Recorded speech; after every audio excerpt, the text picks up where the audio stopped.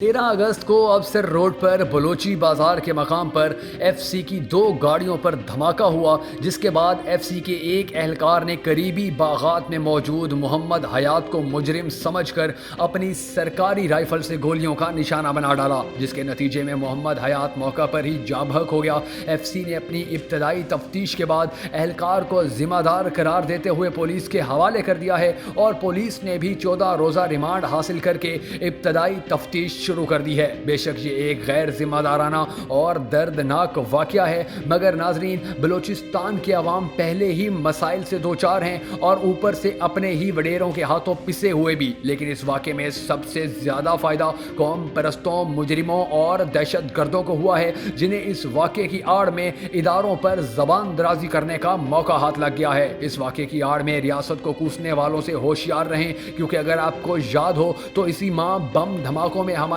کئی F C اہلکار شہید ہو چکے ہیں، اور جس اہلکار نے حیات کو قتل کیا وہ بھی موت سے بال بال بچا تھا۔ یہ اس کا انفرادی فعل ہے جس کی سزا اس کو مل کر رہے گی۔ حیات کے گھر والوں سے سیکیورٹی ادارے مکمل تعاون کر رہے ہیں۔ مجرم 14 روزہ ریمانڈ پر جیل بھی منتقل کیا جا چکا ہے۔ اور دوسری طرف ناظرین، یہ بھی یاد رکھیے کہ بلوچستان کے کچھ نمک حرام سردار دہشت گردی کو سپورٹ کرتے ہیں، جس کی بنا پر بہت سے ایسے لوگ بھی نشانہ بن جاتے ہیں کہ جو بے قصور ہوتے ہیں۔ اور جب ہم اپنے اداروں پر تنقید کرتے ہیں تو کیوں بھول جاتے ہیں کہ 18 اپریل 2019 کو گوادر سے کراچی جانے والی بس سے 14 فوجی اہلکاروں کو بس سے اتار کر شناختی کارڈ دیکھ کر قتل کر دیا گیا۔ ان کی بھی مائیں، بہنیں، بیٹیاں تھیں اور آخر وہ بھی کسی کے بیٹے تھے۔ 2 ماہ قبل بلوچستان میں ہی ایک میجر سمیت 6 فوجی اہلکاروں کو بی ایل اے کے دہشت گردوں نے کانوائے پر حملہ کر کے شہید کیا۔ ان کے بھی اہل خانہ تھے، وہ بھی کسی کے بیٹے تھے۔ اسی طرح گزشتہ 4 ماہ میں صرف بلوچستان میں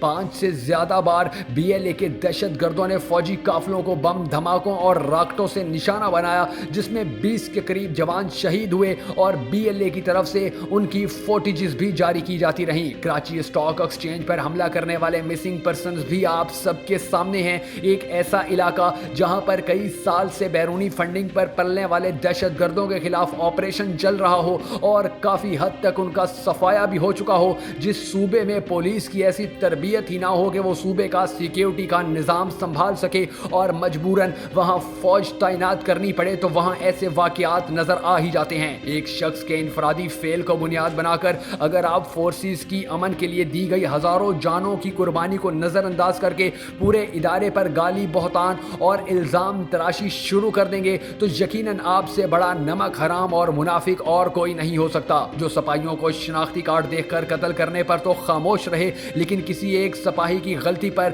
پورے ادارے کو گالی دے، آخر ہم سوچتے کیوں نہیں کہ اچھائی اور برائی دنیا میں ہر جگہ موجود ہے۔ اگر ایف سی کے اہلکار کی ہمیں یہ غلطی بھلائی نہیں بھول رہی تو اپنی افواج اور اداروں کی وہ قربانیاں ہم کیوں بھول جاتے ہیں جو انہوں نے ہمیں اور ہماری نسلوں کو بچانے کے لیے پیش کی۔ اللہ تعالیٰ ہماری پاک افواج اور اداروں کی ہمیشہ حفاظت فرمائے اور دشمنوں کی سازشوں سے ان کو محفوظ رکھے۔